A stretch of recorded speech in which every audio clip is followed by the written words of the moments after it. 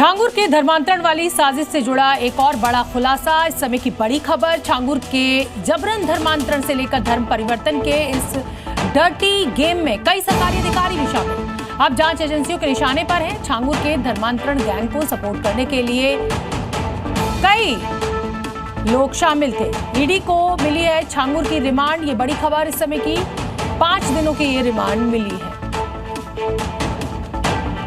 छांगुर के धर्मांतरण वाली साजिश से जुड़ा एक और बड़ा खुलासा हुआ है। छांगुर के जबरन धर्मांतरण से लेकर धर्म परिवर्तन के इस डर्टी गेम में कई सरकारी अधिकारी भी शामिल थे।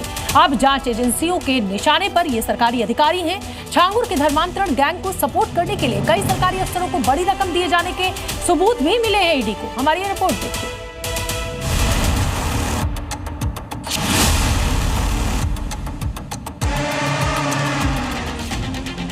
छांगुर के धर्मांतरण वाले छल से जुड़े अब ऐसे राज बेपर्दा हो रहे हैं जिसे सुनकर आप हैरान रह जाएंगे कि छांगुर को सरकारी अधिकारियों अफसरों ने संरक्षण दे रखा था।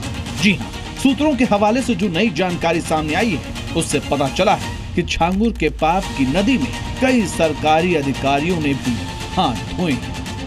लखनऊ में छांगुर से जुड़े मनी लॉन्ड्रिंग मामले का एक सनसनीखेज खुलासा हुआ है। धर्मांतरण गैंग के सरगना जलालुद्दीन उर्फ छांगुर ने अपनी पहुंच कहां तक बना रखी थी, इसे जरा इस बात से समझिए कि जांच एजेंसियों को इस मामले की तफ्तीश के दौरान कोर्ट के बाबू राजेश उपाध्याय के परिजनों के खाते में पैसे भेज जाने के सबूत मिले।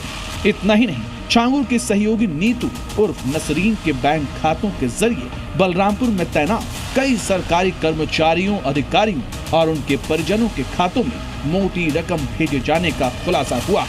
और छांगुर के इस डर्टी गेम का खुलासा तब हुआ जब बलरामपुर कोर्ट के क्लर्क राजेश उपाध्याय की गिरफ्तारी के बाद उसके परिजनों के बैंक खातों की जांच शुरू की गई। जांच एजेंसियों ने अब तक ऐसे 12 संदिग्ध बैंक खातों की पहचान की है जिनमें छांगुर ने पिछले 1 साल के अंदर भारी मोटी रकम भेजी।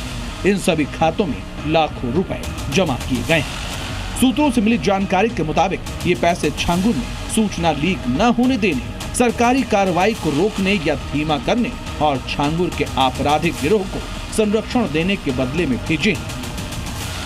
छांगुर के शातिर दिमाग को जरा इस बात से भी समझिए कि उसके काले साम्राज्य का खुलासा न हो जाए, इसलिए उसने मोटी रकम किसी भी अधिकारी या अफसर को सीधे उसके खाते में न भेजकर बल्कि उनके पिता, पत्नी, भाई और यहाँ तक कि ससुराल पक्ष के लोगों के बैंक खातों में ट्रांसफर कराए।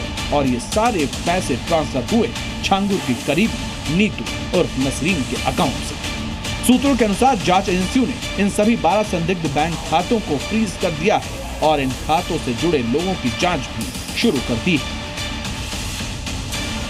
जांच एजेंसियां ये पता लगाने में जुटी है कि इन खातों में भेजी गई रकम का इस्तेमाल किन गैर कानूनी गतिविधियों के लिए किया जा रहा था। यानी छांगुर ने अपने पूरे धर्मांतरण गैंग को सरकारी शिकंजे से बचाने के उपाय भी कर रखे थे।